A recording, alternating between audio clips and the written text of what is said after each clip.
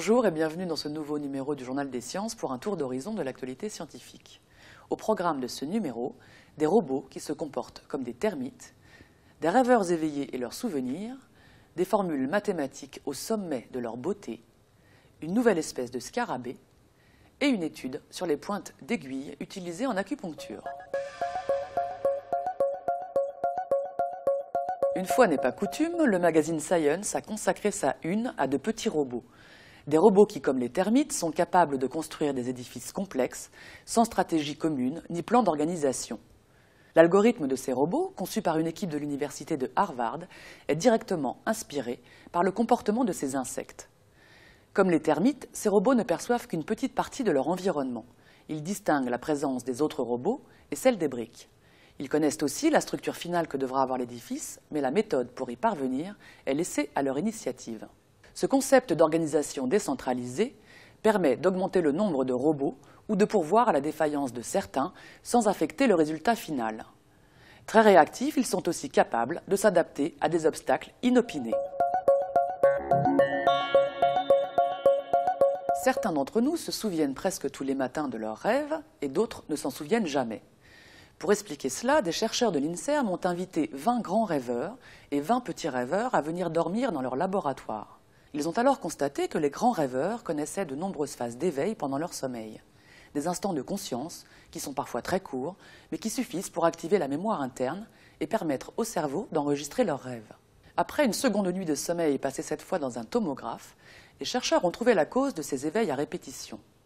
Chez les grands rêveurs, une région du cerveau que l'on voit ici et qui porte le nom de jonction temporo-pariétale est particulièrement active pendant le sommeil. Or, cette région est impliquée dans l'attention aux stimuli extérieurs. Les grands rêveurs sont donc plus sensibles pendant leur sommeil à leur environnement et sont réveillés plus souvent. Pour beaucoup d'entre nous, les mathématiques sont une discipline difficile, voire rebutante. Mais pour les mathématiciens, certaines équations approchent le sublime. Pour preuve, cette expérience qui a été conduite par l'University College de Londres. En examinant par IRM fonctionnel le cerveau de 15 mathématiciens, les chercheurs ont découvert que certaines équations déclenchaient chez ces sujets une activité identique à celle que procure la vue d'une œuvre d'art ou l'écoute d'une grande symphonie. 3 formules semblent même être pour eux la quintessence de la beauté. Figurent en première place l'identité de l'air, qui avait déjà été qualifiée par Richard Feynman de formule la plus remarquable au monde. En deuxième position, on trouve l'identité trigonométrique de Pythagore, suivie par les équations de Cauchy-Riemann. Sachez enfin que la fonction zeta de Riemann dans le plan complexe, dont la représentation graphique s'affiche à l'écran, est la formule qui a été jugée par ces mathématiciens comme la plus laide de toutes, de quoi déconcerter à nouveau plus d'un néophyte. En plongeant dans des collections anciennes, un entomologiste américain a découvert une nouvelle espèce de scarabée. Le spécimen que l'on voit ici est magnifique, mais l'histoire semble un peu banale. C'est en fait l'identité de celui qui l'a collecté, il y a 180 ans, qui en fait l'originalité. Car il s'agit de Charles Darwin, qui a croisé ce scarabée sur sa route lors d'un voyage en Argentine en 1832. Depuis, le scarabée dormait dans les caisses au Muséum de Londres. Il porte maintenant le nom de son découvreur, Darwinilus cedarisi. Il y a une dizaine d'années, une étude avait montré que les aiguilles utilisées en acupuncture n'étaient pas d'une qualité irréprochable. Leurs pointes n'étaient pas régulières et leur surface présentait des imperfections.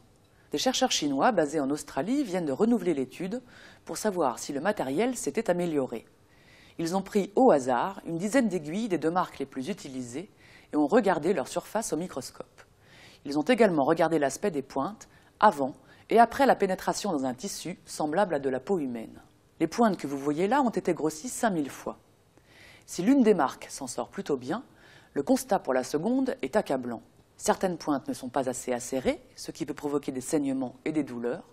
D'autres sont couvertes de résidus susceptibles de rester fixés sous la peau du patient et d'entraîner des démangeaisons. En conclusion, si vous êtes un adepte de l'acupuncture et que vous ressentez parfois des douleurs, recommandez à votre thérapeute de changer de marque pour ces aiguilles. Ce numéro est maintenant terminé. Rendez-vous dans 15 jours pour un nouveau tour d'horizon de l'actualité scientifique.